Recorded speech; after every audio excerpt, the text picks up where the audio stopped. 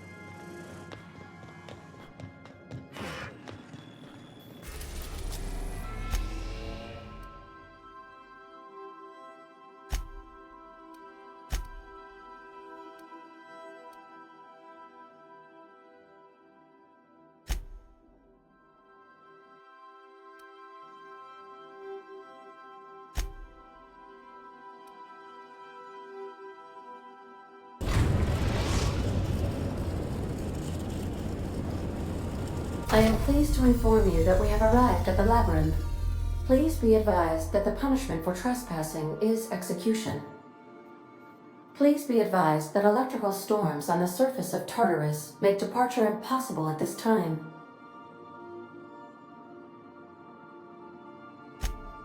Oh, speak of the devil. Captain, I am receiving a transmission from the prison's docking authority now.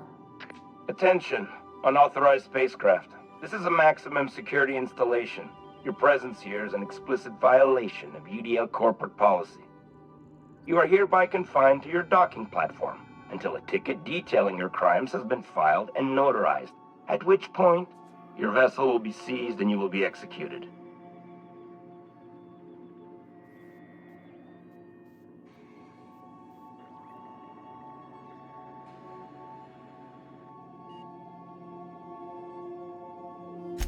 UDL does appreciate the courtesy you've done us by delivering yourself here. As a show of our deepest gratitude, we will make your execution quite swift.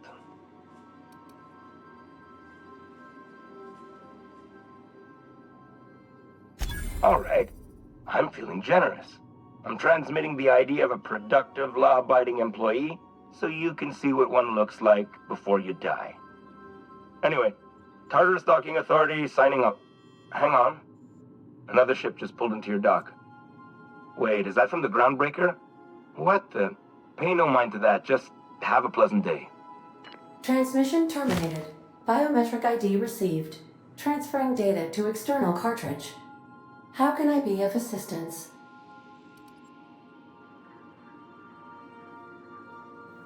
See you soon, Captain.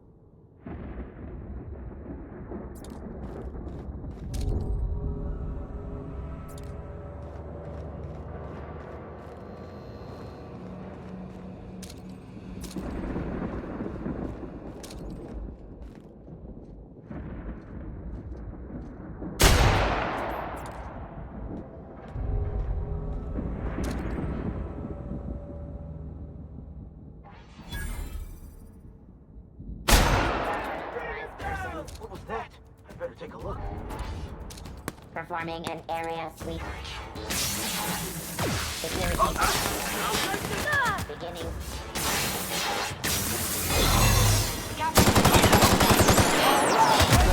The board will never help you out, Reaper. Not while I'm Reaper.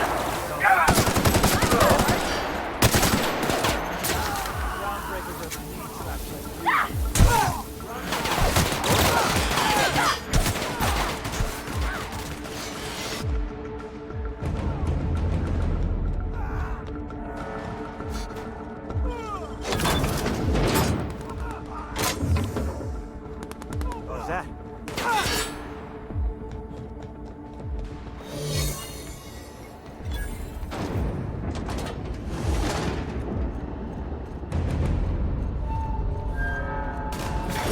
It's the labyrinth. Perhaps we should all meditate on that as we make our descent.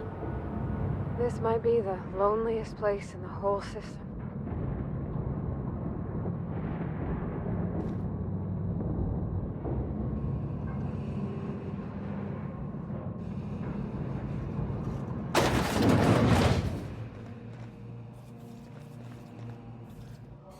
Too late to back out now, huh? Fear not, Captain.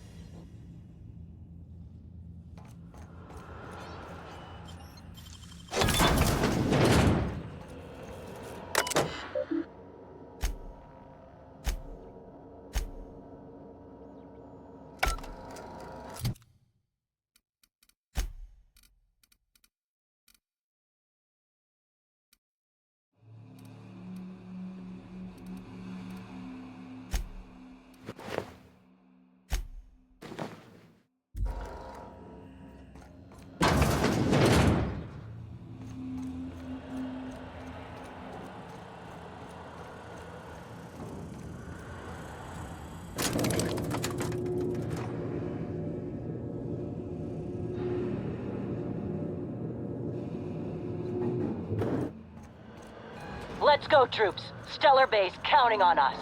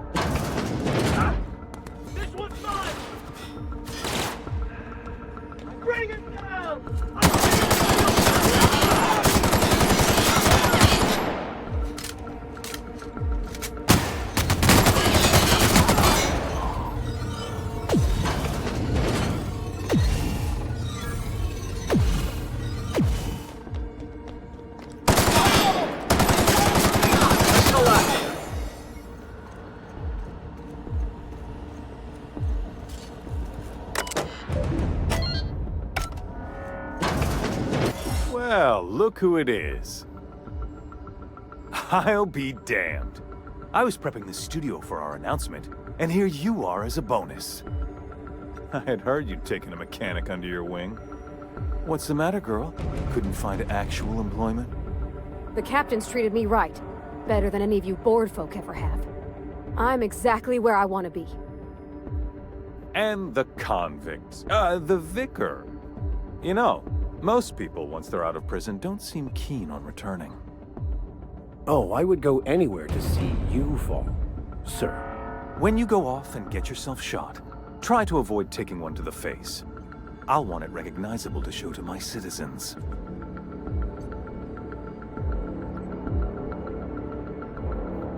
My word! You've correctly identified the most recognizable man in the colony. Remarkable. It's a wonder what Phineas saw in you. Then again, he's an insane person. Thankfully, he's our insane person now. A proper company man.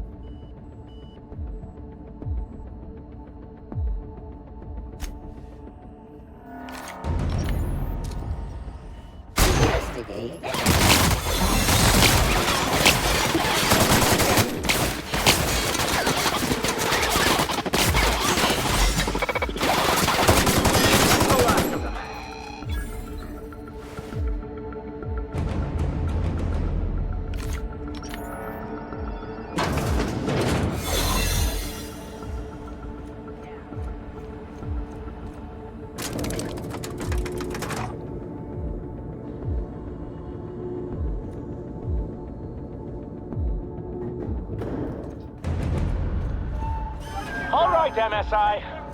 I'm not one for rousing speeches, but the captain needs our help. So get in there and fight!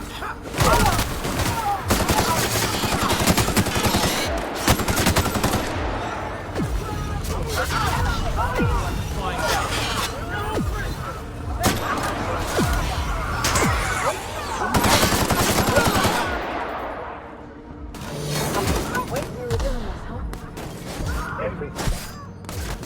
At this point, I am, I believe, I'm ready for it.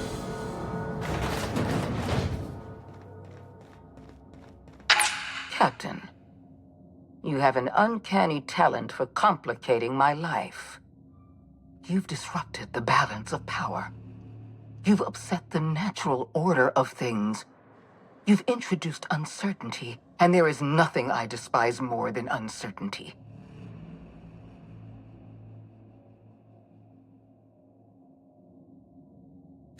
Typical.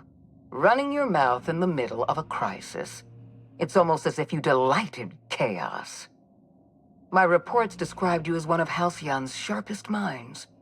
I can't imagine why you'd do something so irrational. I should have dealt with you a long time ago. You were always too dangerous to leave unchecked.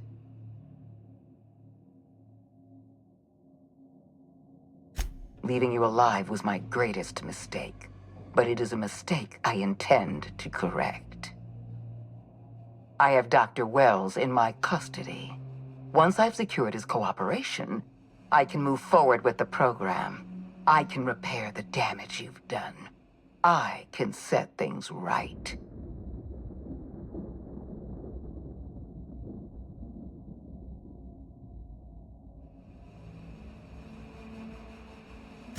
Fair enough.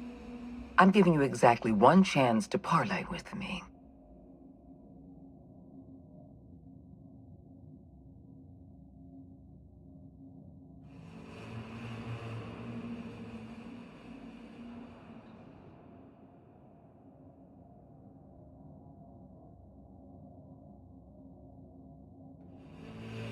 Yes, I'm quite aware of your brazen act of corporate vandalism. By the way, those test subjects you killed, they died in agony. My scientists assure me they can recover the data you've destroyed. You've succeeded in temporarily delaying our research. Nothing more.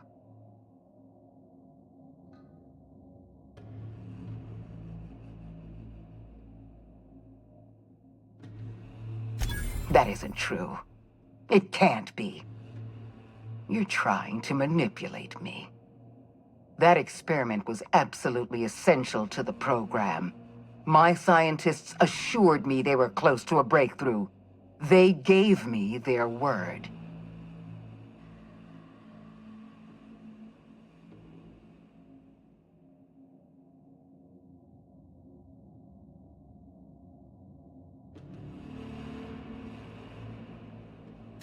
Then it's true. Our research is gone, and not one of my scientists had the spine to tell me the truth. I had to hear it from you, of all people. We're going to have to start all over again. All that research, all those experiments, you've set us back decades. You were always an unknown variable. I tried to recruit you, but you threw your lot in with that madman, Phineas Welles.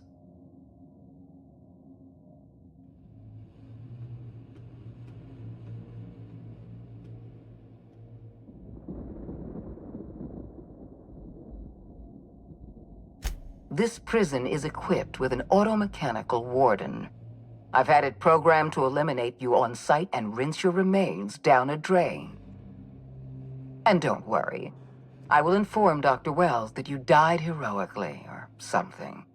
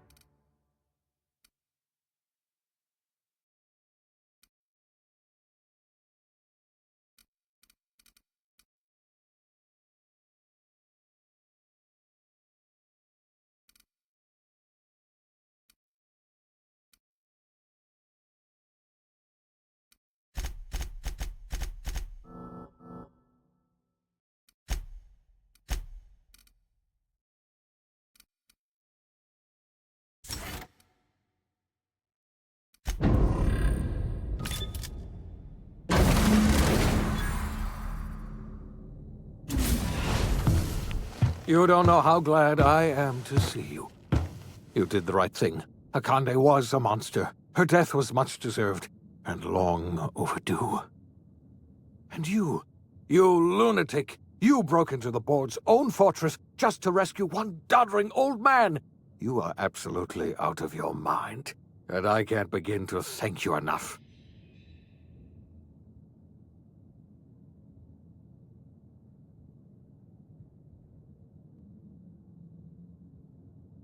I'm all right, thanks to you. Akande wanted my cooperation. I'm quite sure she would have beaten it out of me if you hadn't arrived. You've broken the board's stranglehold on this colony, and you saved my life. But there's still so much we have yet to accomplish. You and I are going to have to work harder than ever to save Halcyon. I'm afraid the situation is far worse than any of us ever anticipated.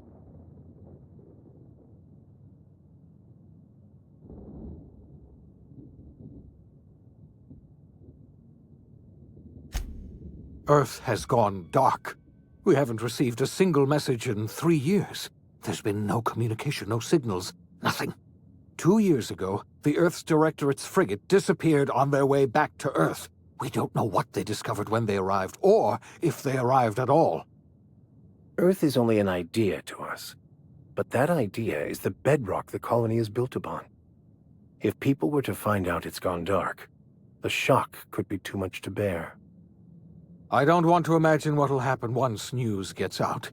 Let's just keep this between us for now. You mean we're all alone out here? Really alone? I'm afraid so, Miss Holcomb. Halcyon is the only home we have left. Returning to Earth is no longer an option. We're in serious trouble, my friend. Do you know what this means for Halcyon? We can't rely on Earth for support anymore. We've been cut loose. We're entirely on our own.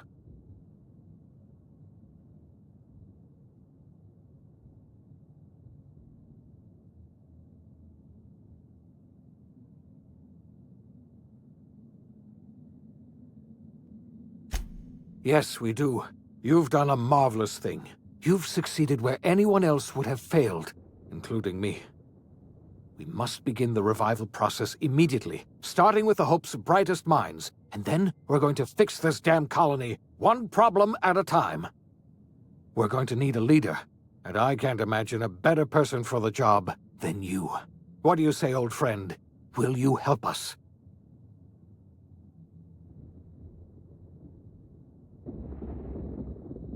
When I revived you, I thought you were going to help me save this colony. I was wrong. I had our roles reversed, you see. You're the one who's going to save us all. I'm just the one who set you on your path. You're the best thing to ever happen to Halcyon. If you want to take it upon yourself to lead this colony, you have my support. We're not a colony any longer, are we? Our last connection to Earth has been severed, and so we have been set free. Our future is uncertain, and no one knows what tomorrow holds. Exciting, isn't it?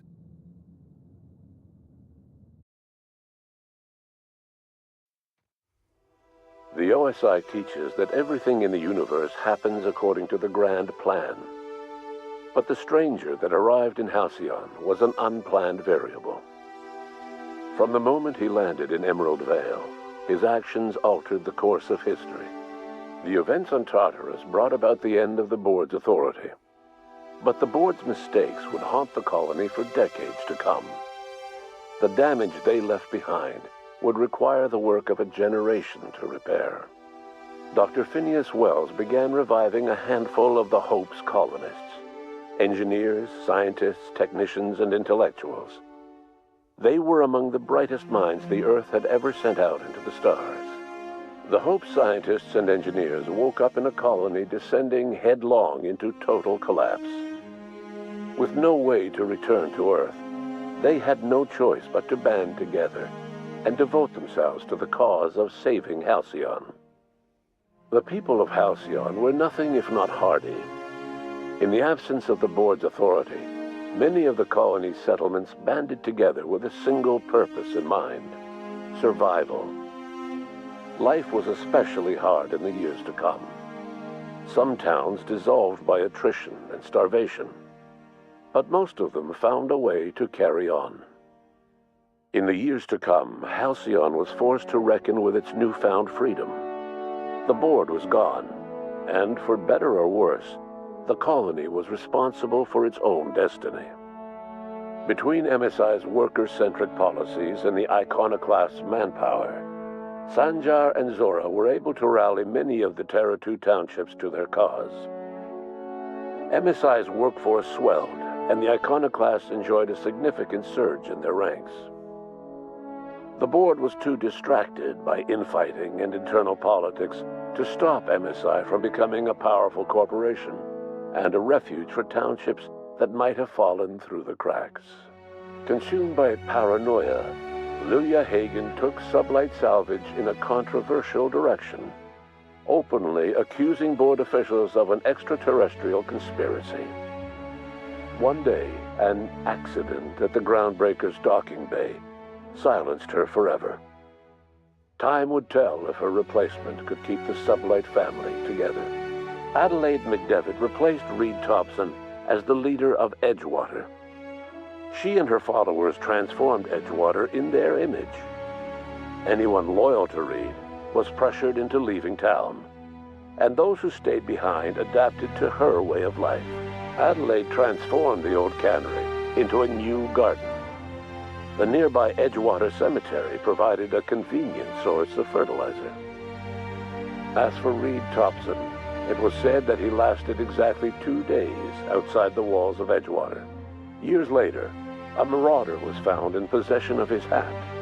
Under the leadership of Junlei Tennyson, the Groundbreaker held firm against corporate influence. The ship's mechanical stability gave Junlei the time to educate a promising generation of engineers schooled in her family's traditions. The future of the Groundbreaker looks promising. The rediscovery of the Hope and the abandonment of the lifetime employment program forced Byzantium to come to terms with some uncomfortable realities about the state of Halcyon. While Byzantines were reluctant to surrender the luxuries they'd grown accustomed to, the board's diminished authority gave them little choice in the matter. Nearly everyone had to learn to make do with less. Some even had to get jobs. It was a dark time indeed. Even the Gorgon asteroid, though a distant enigma to most of Halcyon, felt the aftershocks of your actions. Olivia and Minnie Ambrose worked together to cure the marauders Adrena Time had created. Through their partnership as scientist and administrator, they discovered the harmony that had eluded them as mother and daughter. And through years of patience and effort, they discovered the means to wean Halcyon from the scourge of Adrena Time. Their work eventually allowed Welles and his scientists to treat many of Halcyon's marauders. As their addiction waned, the colonists who had lived for so long under the thrall of Adrena Time returned to their communities and loved ones, and joined in the effort to save Halcyon. In spite of everything, the Gorgon asteroid remained a sobering reminder of the potential for progress and disaster in humanity's most ambitious efforts. The Rizzo's company in Halcyon dissolved after the collapse of the board. Needless to say, the launch of Spectrum Brown was indefinitely delayed. A stockpile of Spectrum Brown remains buried deep beneath the ruins of the old distillery, abandoned to time and attrition.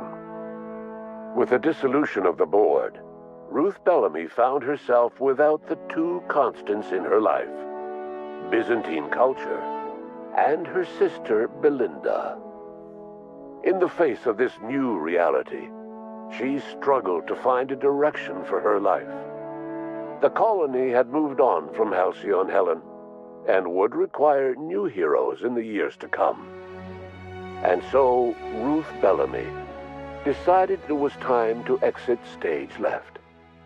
She quietly disappeared from public view. The dissolution of the board did not mean the dissolution of the ambitions of Cedric Kincannon, the charismatic leader of Sublight Underground.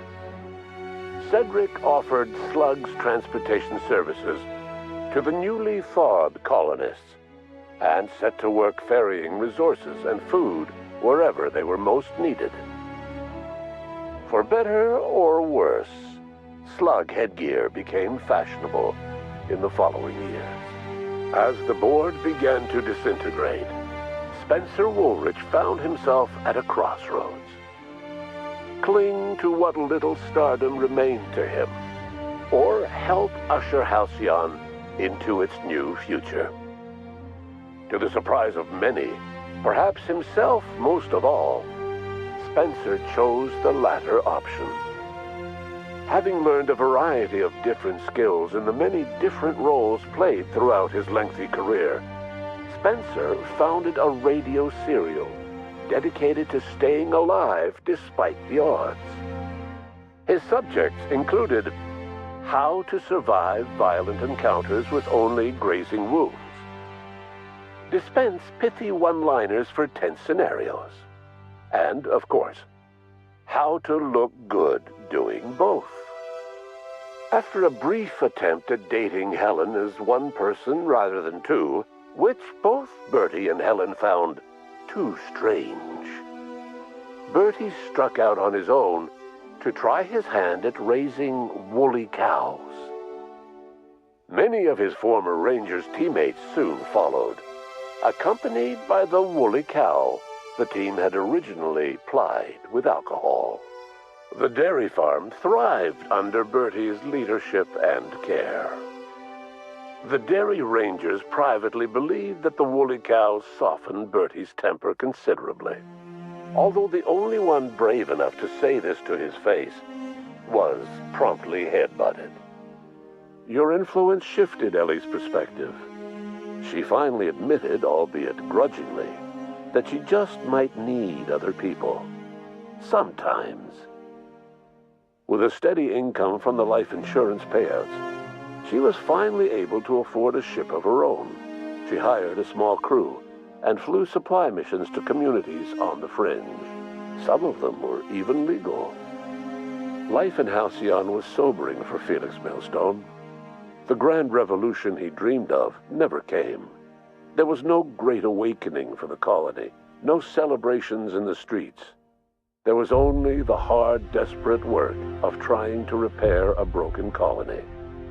Felix never had a head for numbers, but if there was labor to be done, he was there to help. Eventually, Felix realized that the work of a revolution was done with two hands. As much as he enjoyed his adventures aboard the Unreliable, the vicar, known as Max, eventually decided that it was time to move on, to live out the life he had sought so long to create. He knew there were many in the colony who carried burdens much worse than the ones he had struggled with, and he devoted himself to easing their suffering wherever he could. He only ever took up arms again to defend the defenseless. Unshackled from a lifetime of striving and fighting the universe and himself, Vicar Maximilian de Soto was finally at peace. Though Parvati eventually grew comfortable aboard the Unreliable, she never quite came out of her shell. She seemed to prefer the company of Ada to the crew, and she could often be found neck-deep in cables and grease, telling Ada funny stories from her childhood. While the colony fell into chaos, she found an island of relative peace with Ada, and they formed an unusual bond. She decided to remain aboard the Unreliable permanently as its chief and sole engineer. Nyoka returned to Monarch to take another crack at making a permanent life for herself. She formed the Charon Group, a mercenary outfit of ragtag survivalists and wilderness experts. Anyone in need of a guide, or just looking to throw back a beer and swap stories, could find her camping on the trail or clearing an infestation. The SAM unit that accompanied you spread awareness of the product line's superior sanitation and maintenance capabilities across what was left of the colony. This led to a boost in SAM unit sales. Did you know that SAM units are the longest-lasting, toughest-acting cleaning solution in Halcyon? Minister Clark was released from house arrest and his contact with you gave him a sense of renewed purpose and vigor. Once it became clear that no help would be coming from Earth, he threw his considerable efforts and talents into helping Halcyon manage the crisis before it. As for Dr. Phineas Welles, he spent his remaining years in his orbital lab. He eventually came to terms with his own past and was able to forgive the mistakes of his younger self by devoting his remaining years to serving the colony. Dr. Welles was able to revive many more scientists and engineers than he first expected, thanks to the additional batch of chemicals you stole from the Ministry. Welles never forgot about the human lives that were lost in acquiring these chemicals. In the end, Dr. Welles was able to save every scientist and engineer aboard the Hope. Over the next decade, nearly all of the Hope's remaining colonists were successfully revived. Halcyon saw a period of rapid technological and scientific advancement. Breakthroughs in dietary supplements saved the colony from starvation. Geoengineering projects and social reforms began to change the structure and character of the colony. Dr. Welles laid the groundwork for the project to save the colony, but he would never live to see the fruits of his labor. He passed away a few years later. His work was carried on by the scientists and engineers he revived. Today, Halcyon has stabilized. The people of the colony work hard to adapt to their new circumstances. Nearby colonies send aid and supplies. Life will never be easy in Halcyon, but for the first time in its history, there exists a sense of real, genuine hope about the future. And what about you, the unplanned variable in the history of Halcyon? Long after Welles passed away, you carried on his work with more energy, determination, and brilliance than he could ever muster. The years that followed were hard, but Halcyon survived by the efforts of the Hope's most promising colonists, the greatest of which was you. No one knows what's happened to Earth, and no one knows what the future has in store for Halcyon. All we know for certain is this: the name of the Unreliable and that of its intrepid captain will remain the subject of countless stories for years to come.